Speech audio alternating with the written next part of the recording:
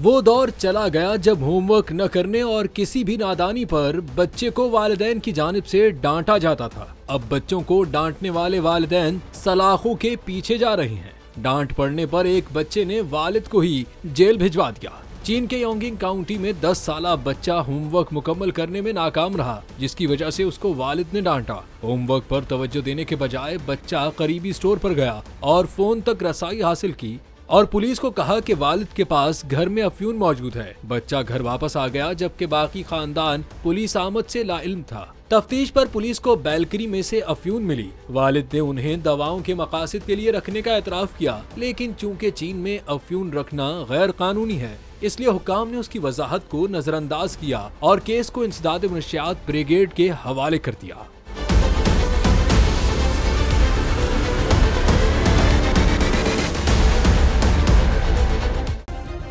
Subscribe करें और bell दबाएं ताकि कोई खबर रह न जाए।